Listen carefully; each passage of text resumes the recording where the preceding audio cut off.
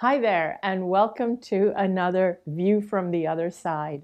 So, before I dive into our topic, which is on empty chairs, which is a reflection of this current season, the holiday season, in light of everything that's been happening the last couple of years, I just wanted to dive into something lighthearted first of all. So, a couple of months ago, I did a video where I shared a story about a Kosmosky tongue drum that I had bought. And the story was about a synchronicity of how I really wanted to buy a tongue drum and how my assistant Abby had just bought one for her husband and told me that I had to buy this particular brand, Kosmosky, which is a Russian brand. So I started researching them online. And so you must check out that video. It's from a couple of months ago, where and so I spoke about online how there was no stores that actually sell this drum. I had to buy it online, but I was reluctant to order one online without hearing them because there was so many different kinds. And then literally, as I put it out there into the universe that I wanted to listen to those drums before buying them, I wanted to actually try them. In other words, I wanted to try it. I walked into this lovely, this crystal place. It's not a store, but it's this couple, Diana and Alex, who open out their homes selling crystals, South Bay salts. And I walked into there, and then suddenly she said to me, would you by any chance be interested in buying a drum? And she had this whole range of Kosmosky drums. And I was like, oh my God, it's Kosmosky. It's just what I wanted to listen to. And so I bought a drum from them. And when I shared that story of the synchronicity of putting it out there, and I shared that story and I showed that drum on the video, what happened is that the Kosmosky people reached out to me after that video went out and thanked me for sharing my story of the Kosmosky. And they said that suddenly people were ordering drums from them. So I was really pleased. I started to discover that every drum is handmade. Kosmosky is owned by one guy named Alexander, and he's very small business. They hand make every drum.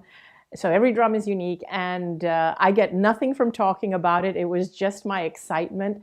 And he has a wife and a little toddler, and so I was like really happy to support. I love supporting small businesses. But anyway, what happened is that this week I received a huge surprise in the mail where Alex sent me a beautiful, unique drum that was made just for me. He said, in my colors, the colors which he discovered on my website. And I don't know if the video does it justice, but I unveiled it, I unpackaged it. It was like so beautiful. And the thing is that I just had to show it off here because life can actually be really magical sometimes. If you want it to be magical, it really can. And one of the reasons I put out the videos I do and write the books I do and share what I do is because really there is another way of looking at life that can actually make it magical. And so I just wanted to share this with you. And Alex said to me that if any of you want a Kosmosky drum, just mention that you learned about it from me, and he will extend a little discount for you. Also, he has made two drums like this, one for me and one as a giveaway. So next year in January, we're going to be figuring out a competition, and somebody is going to get another drum that looks and sounds exactly like this. These are absolutely magical. What I love about them is that they sound otherworldly. They sound like, the sound sounds like it's coming from outer space. Anyway, there you have it. And again, I don't get anything from it. It's just, I just love the drums. I love Alex. I've been communicating with him. Great guy. They're very, very, they're just really great people. In light of the season right now, interestingly, in the last few months, I have been noticing people have been writing to me and mentioning to me that they have been, there have been people who have, a lot of people who have crossed over in the last, particularly in the last few months. And that's been interesting to me. And for those of you who follow me and follow my videos and watch my content, you'll know that I don't believe that death is random. And I think there's a reason why people are kind of choosing to check out right now. I don't think death is random, but it's always challenging for the people who are left behind. And it's usually hardest during the holiday season. So what I wanted to remind people is that your loved ones are still here. They're still with you. And you just have to call on them. You just have to visualize them. You can still speak to them. And remember, take care of yourself. If it feels harder during the holidays, take even more care of yourself. When we decided to call this particular video Empty Chairs, we weren't just referring to our deceased loved ones. During this time, I'm also hearing about a lot of families that are facing conflict and divisiveness because people have conflicting views. So first, it's the conflicting views where families have kind of fallen out with each other because of the different views on the vaccine and on the cause of COVID and so on. So families have actually completely split. I know of a few families that have. I know of people being shamed for their views and not being welcomed during the holidays and not being welcomed to the table. So there's that. Or people just not being invited. And that can be really hurtful. So I wanted to just touch on how to deal with those kinds of feelings. So there's both. There's the empty chairs from those who have actually crossed over, and there's the empty chairs because we have fallen out with our family members or we just don't feel like going because the views, the divide is just too big right now. So first of all, if you're dealing with the death of a family member, I would really suggest that you do whatever it takes to take care of yourself. And if you are still grieving, there is somebody I highly recommend, and I will recommend him again. His name is David Kessler. He is an online grief counselor. He organizes grief groups. He's very into the same kind of work I am.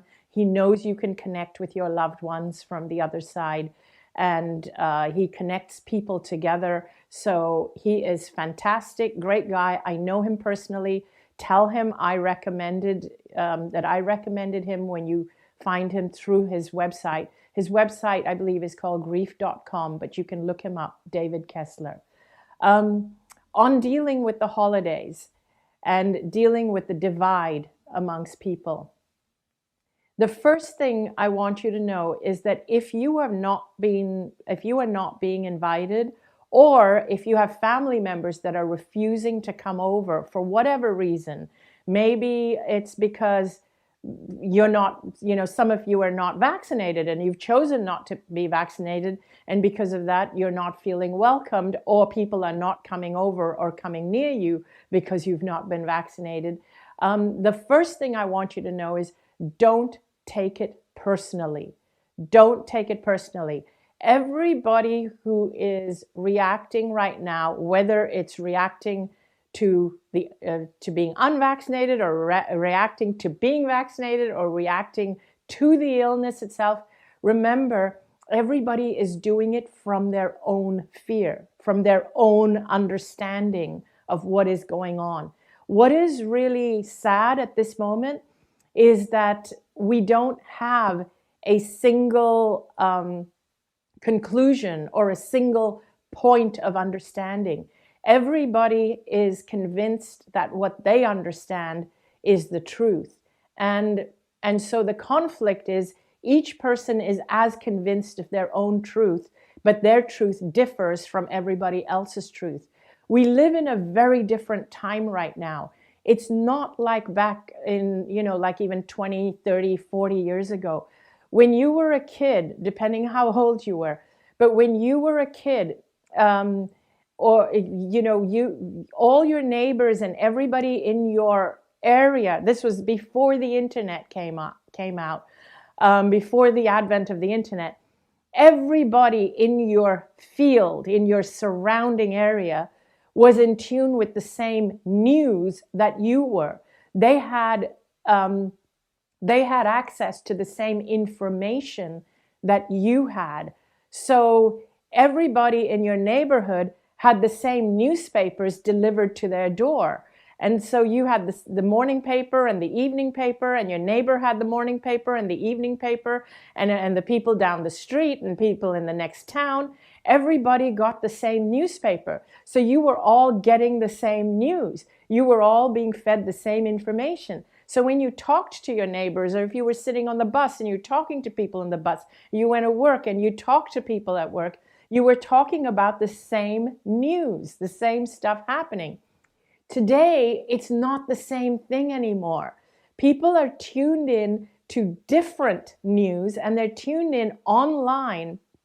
And when you research one thing, what happens is the algorithms gives you more of the same thing. So you could be researching one thing, one viewpoint, and your neighbor could be researching a different viewpoint that is completely the opposite of your viewpoint. And I mean 180 degrees completely the opposite. In fact, you could be researching something that says elephants are pink, and your neighbor would be researching something that says elephants are green. And what happens is the algorithms of the internet will pick up the fact that you believe elephants are pink, and the algorithms are going to send you everything to confirm that elephants are pink. They're going to give you more and more stories that confirm what you believe in. And your neighbor who believes elephants are green, they're going to get more and more stories from the internet, and the algorithms are going to make sure that they get more and more stories that confirm elephants are green.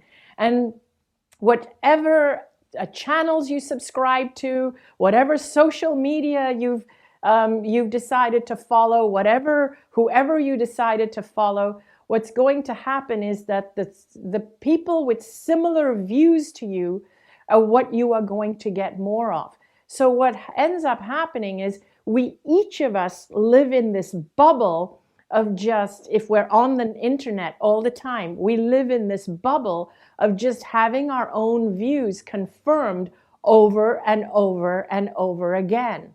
And our view could be completely opposite to the view of the person that lives next door or the person that lives down the street. And it's not that there are just two views, there are multiple views, and everybody's views are just being confirmed by the internet. So this is what happens today as opposed to many years ago. So everybody is equally convinced of their own view, and because of that, we end up shaming people whose views don't align with ours. We kind of go, God, you're really stupid, and you're really dumb, and how can you not see this?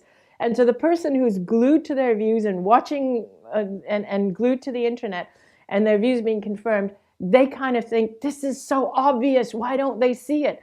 But everybody's doing that right now. So many people are doing that. So what I want to ask you is that, are you someone who wants to get your views heard? Are you someone who wants to be right? Are you someone who's trying to convince everyone of your views? Or are you someone who just wants to connect with your family?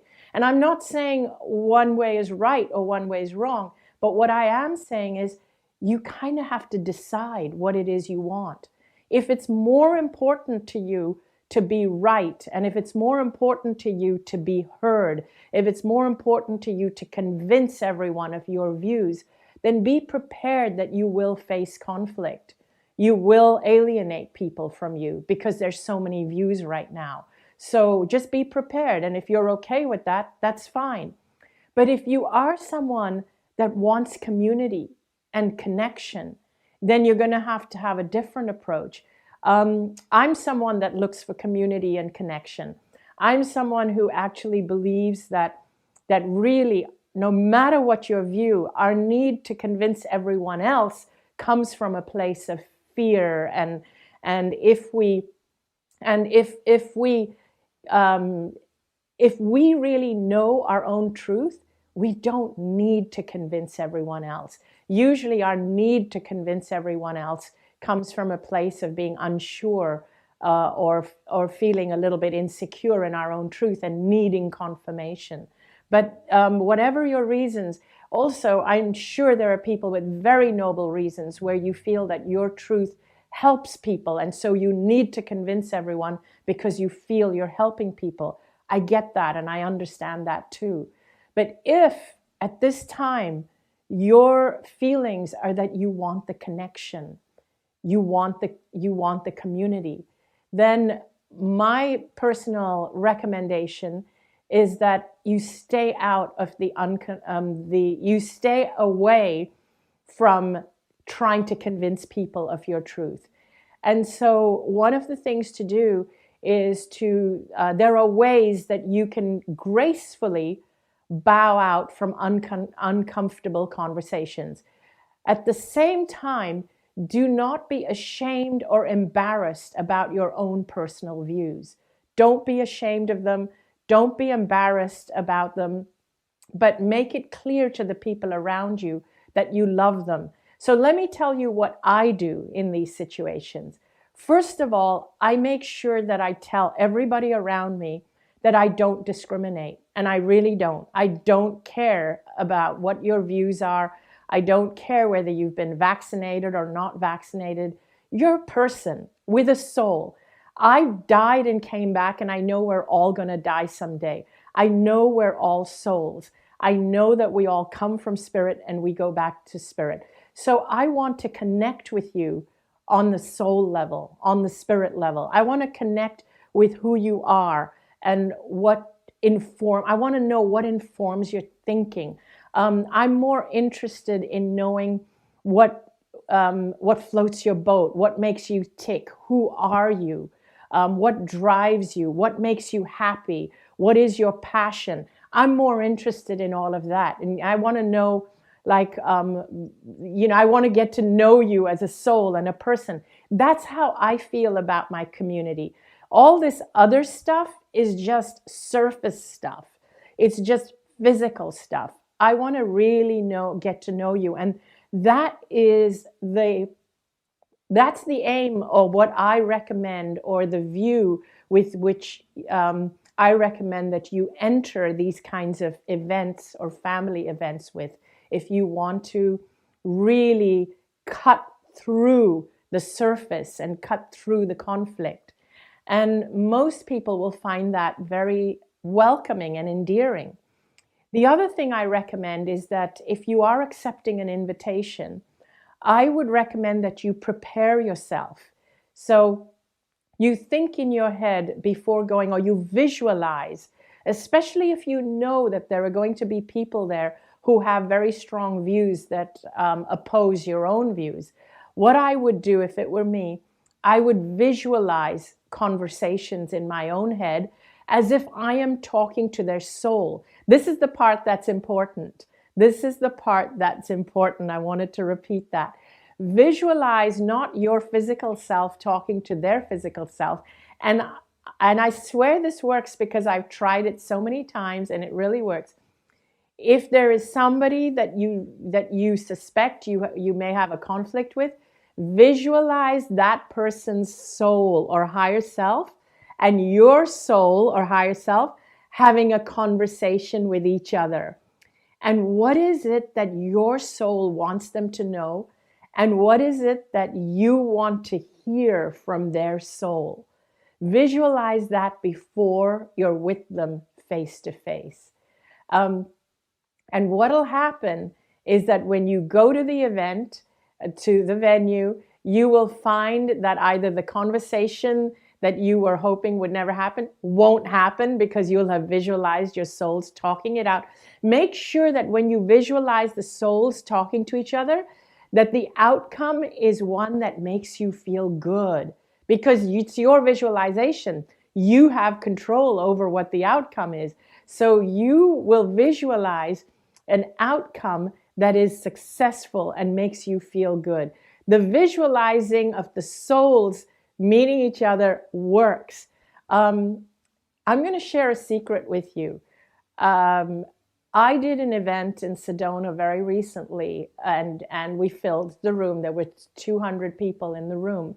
And before I went there, because I know how divided people are on this topic, and I personally didn't care if the people in the room were vaccinated or not. I don't discriminate. I have love and respect for everybody equally. As I said, we're all souls. We're all going to die. And we're all driven by our own beliefs and by our own fears. And I visualized everything in terms of if everybody was to confront me regarding the vaccine topic. And I actually visualized the most amazing outcome. I visualized that everybody would be able to rise above that topic, above that subject, and see everybody else as fellow souls, regardless of their choices. But I was prepared that should anybody have an issue, this is how I would deal with it. And I saw everybody at their soul level. And I did the event 4 full days, lots of Q&As. Nobody even brought up the topic. And I know it's because that's what I set at a soul level. When we operate from the soul level, when we actually think of ourselves as souls and think of everybody around us as souls, then it changes the game. It really does. But when you are always thinking of other people as just physical beings, and you have hostility towards them, and you're only focused on the hostility they have towards you, then we stay at that level, and we deal with people at that level, and we attract conflict at that level. But when you are able to see that person as a soul, and when you're able to see that person as operating from their own beliefs and their own fears and what drives their own thinking, but you see that they're actually a soul, and you are allowing your soul to connect with their soul, you take the relationship to a whole different level. And that's what I invite you to do. And I also want you to remember that you always have the choice to turn down invitations if you're worried that you might be in an uncomfortable situation because you know that people have a completely different view from you. Don't hesitate to turn down invitations. You can gracefully bow out and say no.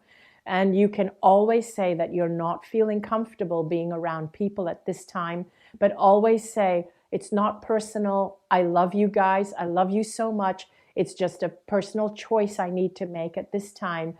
I would prefer to be alone. I don't want to mingle with people at this time. So there are always graceful ways of bowing out. And if people choose not to come to your event and you're the one hosting, again, don't take it personally, even if they have not been as graceful about turning you down. Again, remember, if they've chosen not to come and they're not as graceful about it, they're coming at it from their own fear and their own belief. So don't take it personally. So I just wanted to remind you of all these. And remember, you don't need to defend who you are. You are who you are. We're all who we are. And all we can do is be as you as you can be. And I can be as me as I can be. You are a soul. You're expressing through this physical body. Allow your soul to shine through. And if you want to avoid conflict and you just want to connect, one definite way to do that is stay out of judgment. Stay out of judging other people for their views and their choices. That's a sure way to avoid conflict. So thank you so much for tuning in today. I just wanted to wish everybody a Merry Christmas and a Happy Holidays. And I am going to be back next week for another episode of View from the Other Side. Have a wonderful holiday season. Bye.